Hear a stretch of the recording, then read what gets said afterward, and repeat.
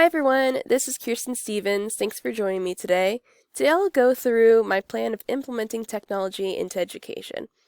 I'll go through the theories and models that support this tool, then explain how it would be designed and implemented on a professional instructional design level. Since the COVID-19 pandemic, a lot of people assume that technology in education is something brand new that we've just recently come up with. However, technology and education have coexisted really since the early 1900s. You had teachers taking their classes to museums, you had models being used for instructional purposes. Later on, we see audio recordings being used, videos, and now we have computer programs being implemented in the classroom. When implementing technology into learning, the goal has been to improve user performance, improve evaluation, and generally just make education in general stronger. With all these great ideas and pieces of technology, why aren't we seeing the results we desperately want? What's gone wrong? Why is it that technology hasn't been making the impact we've thought it would be? Throughout history, instructional designers, educational reformers, instructors, and philosophers have discovered some kind of solution that's going to be labeled as the savior of education. However, they still tend to flop and fail, and we end up completely throwing it out and coming up with something entirely new. So what's going wrong? What's the problem? Typically, blame has been put on one of these four factors: the cost. A lot of people have argued that in poorer areas that the cost of implementing these technology tools is just not realistic and out of reach. Some have stated that there's not enough training for educators to use the tools efficiently, so it ends up being wasted or not able to get the results that they want. Some have argued that there are teachers or educators out there that are resistant to change or using these, thinking that their method worked better and they're hesitant of using something that's entirely new or out of their comfort zone. And most importantly, usability. Many argue that these tools just are not realistic for any educational setting, and it's not user-friendly for students or educators in general. All of these reasons are valid, but I believe the education system is still missing the point. In my opinion, the education system continues to fail at resolving the root of its problem, which is making learning applicable and relatable to the interests of its users. In the majority of education settings, the goal seems to be to simply memorize the facts and pass the class or important exam. I especially think of the SAT, or here in Florida, the EOC. Philosopher Paulo Freire labeled the notion as banking, where students memorize facts and information for short-term use with little meaningful retention. Freire explains that the information fed to learners has little significance to realistic user interest. This information takes them far enough to pass a test, and that's really it. And all of that knowledge that they were put inside their brain really is just spat out onto a test and not applicable for future use or interest either. Especially in recent times of all the innovations in technology, of course we want to implement it more into our learning, but there's still a lot of kinks that we need to work out first. Alan Collins and Richard Halverson explained that technology's main role for education is for standardized testing and preparation. That's really it. So the creativity that can be accessed in technology is most of the time sidelined and reduced because it interferes with test prep, and other times it contradicts the educator's teaching styles. Additionally, the featured information in a lot of these tools is typically too extensive, which makes it difficult for learners to digest and again apply it to the future, something that again Freire mentioned in his book, The Pedagogy of the Oppressed. Now, this is just my opinion, okay? But one of the core subjects that suffers the most from the banking system is science. Even the journal Translational Medicine describes science as something that is tolerated and typically forgotten. Before we start adding new learning theories or pieces of technology into our current educational system, we desperately need to change the problem itself. So during adolescence, or again the teenage years, this is when learning starts to take a serious position or role in the lives of the youth. This is where they start to consider the point of education or start looking at future career paths. And a lot of this is decided and determined by their personal beliefs, interests, relationships, and especially their experiences in school and beyond. So, aligning digital media and curriculum towards an assessment, which is what we currently tend to do, only projects the image of, or the idea of, attending a four-year university.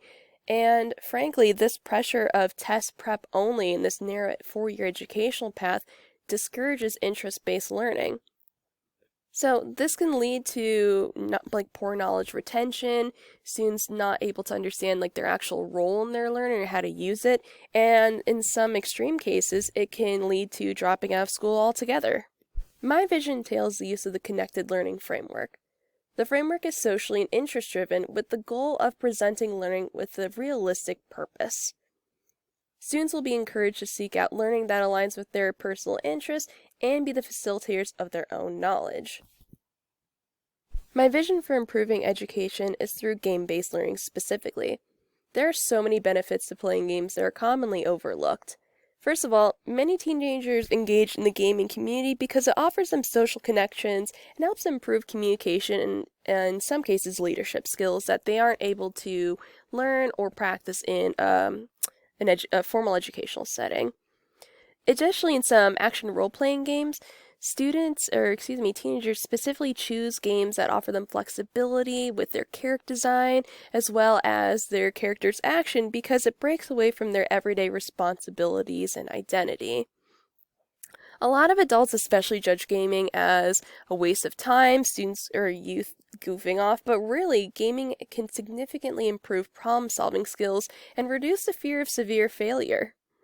During our AI module, I came up with the concept of Pigeon Island, but I wasn't satisfied with the results and decided to go back and revamp this idea so that it aligns with this project and my game-based learning vision. So I want to go into better detail of what I envision for Pigeon Island and the point of it. So the game goes that you find yourself stranded in an unknown territory and you must find a way to survive until help arrives. So each day you have different survival objectives that you must play through and learn to perform and survive. So if you fail or make a mistake, this could lead to endangering your character within the game. The game aligns with curriculum that would fall under kind of a combination of environmental science, look at basic first aid, as well as emergency situation survival skills. So the course is meant to be, the course is meant to be 1 semester long and tie in with the game. So within the game itself, students will learn how to start fires, how to locate and collect drinking water, how to set basic traps, and find shelter. Again, each level correlates to environmental factors. The only one that is a little bit more instruction-based is the boot camp, but afterwards it's more of a you learn as you go along and receive the formal education from your instructor.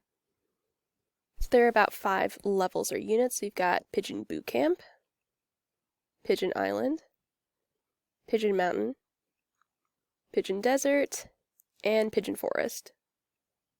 So as I mentioned before, the daily objectives are related to the environment or the situation you're in. So if a player makes it through the week and is rescued, they can progress to the next level or unit.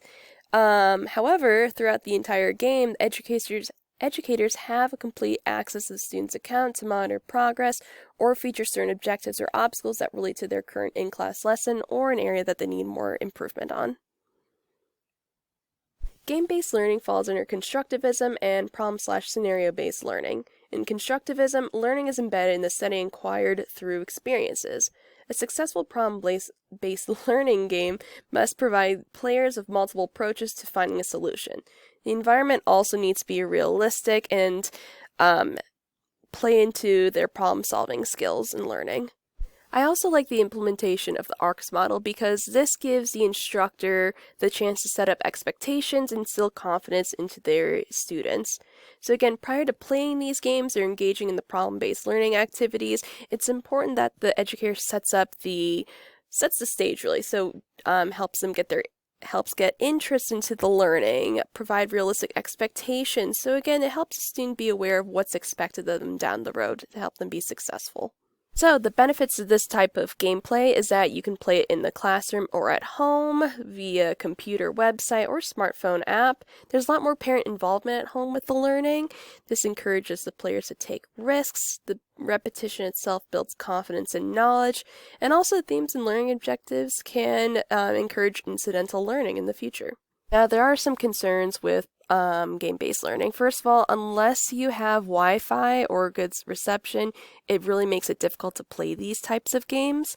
So one thing I noticed too while researching this project as well as doing some of our modules is that a lot of these games are only featured in English, which limits students that don't speak the target language. Additionally, I wanted a program like this to align with state standards equally, but each state could have something a little bit different, which means it can be challenging to write and design something like this so it's equal across all states.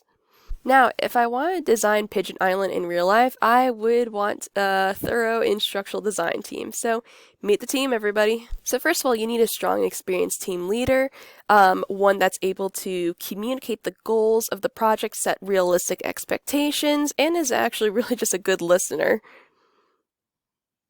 So under the creative team, you have multimedia programmers, graphic artists, and video audio coordinators that really help bring the creativity or the image of the game to make it aesthetically pleasing as well as realistic. So one thing to consider about your creative team is that it takes a lot of time and effort to establish the visual and audio content to the game. So you need to not only respect their vision, but set realistic timelines and be flexible with their own schedules to make sure this takes off.